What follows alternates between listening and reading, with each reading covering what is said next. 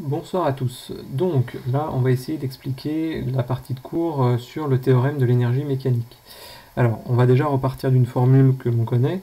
On sait que l'énergie mécanique, c'est la somme de l'énergie cinétique plus l'énergie potentielle de pesanteur.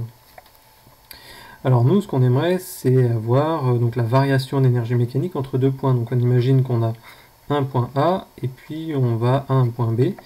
Donc on va essayer de voir la différence d'énergie mécanique, donc l'énergie totale, entre le point A et le point B. Ce qui fait que si j'écris l'énergie mécanique au point A, ça va être égal à l'énergie cinétique au point A, plus l'énergie potentielle de pesanteur au point A. Si je fais la même chose au point B, donc l'énergie mécanique au point B sera égale à l'énergie cinétique au point B, plus l'énergie potentielle de pesanteur au point B. Maintenant, je vais voir la différence d'énergie entre le point A et le point B. Donc, je vais faire la différence d'énergie mécanique. Ça va être du coup l'énergie mécanique au point B moins l'énergie mécanique au point A. Donc, je redéveloppe mes expressions, ce qui veut dire que je vais avoir EC, donc l'énergie mécanique au point B, c'est ECB plus l'énergie potentielle de pesanteur. Moins, donc j'écris pour l'énergie mécanique au point A, donc l'énergie cinétique au point A, plus l'énergie potentielle de pesanteur au point A. Et puis là, on voit que je vais avoir du coup ECB moins ECA, je modifie juste l'écriture, l'ordre de l'écriture, pardon. Et puis là, je vais avoir EP, l'énergie potentielle au point B, moins l'énergie potentielle au point A. Donc je vais avoir donc la variation de l'énergie cinétique plus, ici je me suis trompé, là c'est moins, donc plus la variation d'énergie potentielle. Donc voilà l'écriture de ma variation de l'énergie mécanique. Alors, ce que je peux faire maintenant, c'est je peux repartir du théorème qu'on a vu dans la partie de cours précédente. Donc, on a vu le théorème de l'énergie cinétique. Donc, théorème de l'énergie cinétique.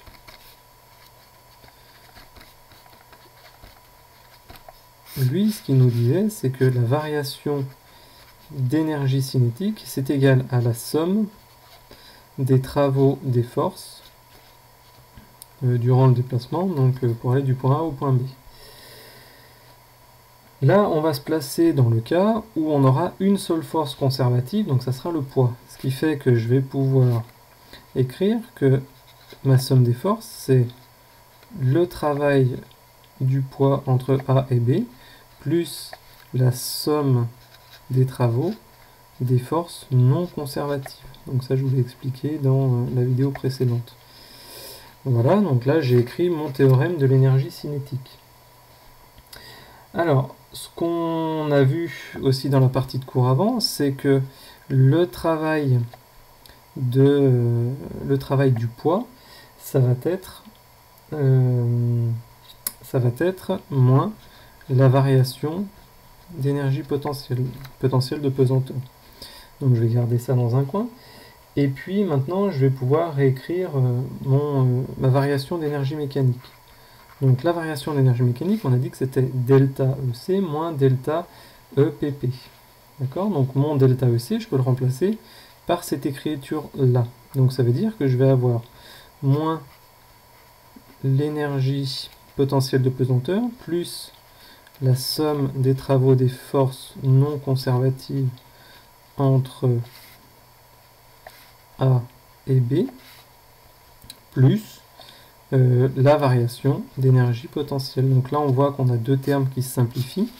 Et il me reste bien que la variation d'énergie mécanique, donc la variation entre le point A et le point B, c'est égal à la somme des travaux des forces non conservatives entre A et B. Donc ça, c'était pour expliquer le théorème de l'énergie mécanique. Maintenant, on va prendre deux exemples.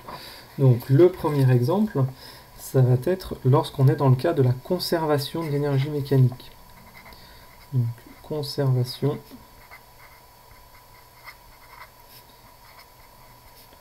de l'énergie mécanique.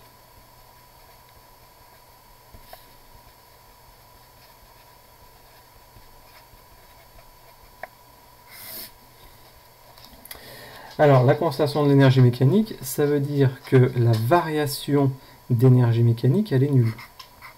D'accord? Ça veut dire que j'aurai la même énergie mécanique entre mon point A et mon point B. Donc ça va être égal à 0. Je vais prendre un exemple. L'exemple, c'est vous avez un skieur. Alors, on repart du point A au point B. On a un skieur qui descend une piste, qui va de A à B. Pour aller de A à B, donc on va s'intéresser, on va faire le bilan des forces qui s'appliquent sur lui.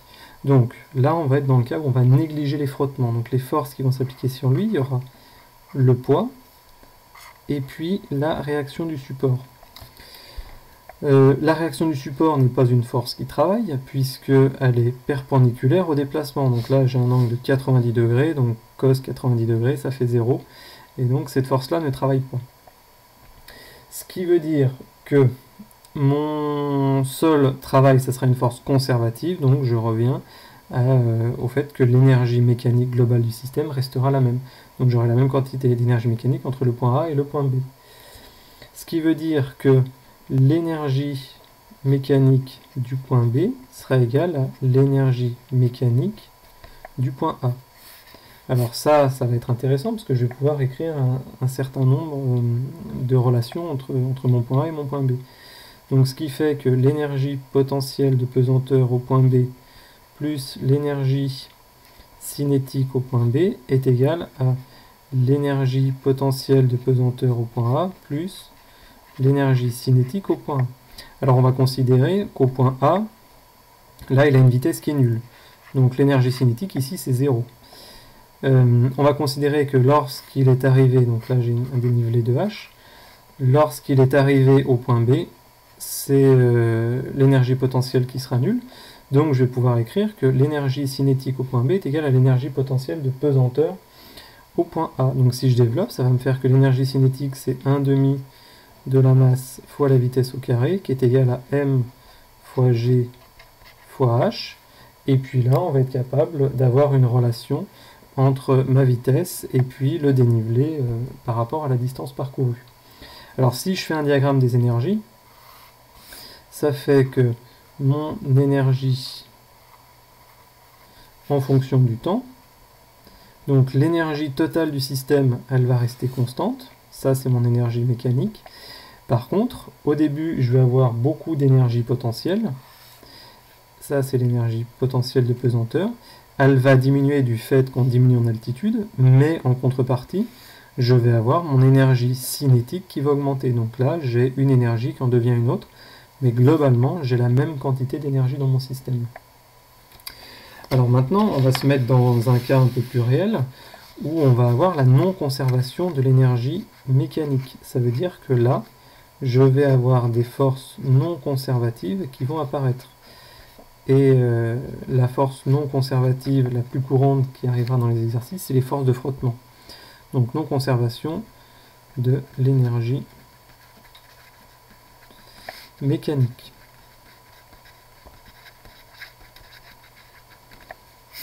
Alors je reprends le même exemple, je vais avoir au point A, au point B, là j'ai mon skieur qui est ici, donc le bilan des forces, il y aura toujours le poids, toujours la réaction du support, et puis là, je vais avoir la force de frottement qui va apparaître. Alors maintenant, je vais faire la même chose, donc je vais calculer les travaux des forces. Donc là, j'ai une force qui ne travaille pas, là j'ai une force qui travaille, mais qui est une force conservative, donc elle n'influe pas sur la variation d'énergie mécanique, et la seule force non conservative, c'est cette force de frottement, ça on l'a expliqué dans la vidéo d'avant. Donc ce qui veut dire que ma variation d'énergie mécanique, c'est égal à la somme des travaux des forces non conservatives, donc là de la force de frottement. Ce Ce qui veut dire que je vais perdre de l'énergie entre mon point A et mon point B. Ce qui fait que là, je ne peux plus écrire la relation que j'ai écrite tout à l'heure. Maintenant, si je refais mon diagramme énergie en fonction du temps, là, je vais avoir mon énergie mécanique qui va diminuer au fur et à mesure du temps, parce que j'ai une dissipation d'énergie du fait de cette force non conservative qui travaille. Et donc, globalement, je vais retrouver la même chose. Je vais avoir mon énergie cinétique qui va augmenter, mon énergie potentielle de pesanteur qui va diminuer, mais je vais surtout avoir une perte globale d'énergie sur l'ensemble de mon mouvement. Voilà, pour essayer un petit peu de vous expliquer mieux ce qu'est ce principe, ce théorème de l'énergie mécanique avec cette conservation ou non de l'énergie mécanique en fonction des forces qui vont s'appliquer sur le système, si elles sont conservatives ou non conservatives. Voilà, j'espère avoir été clair et n'hésitez pas à poser des questions.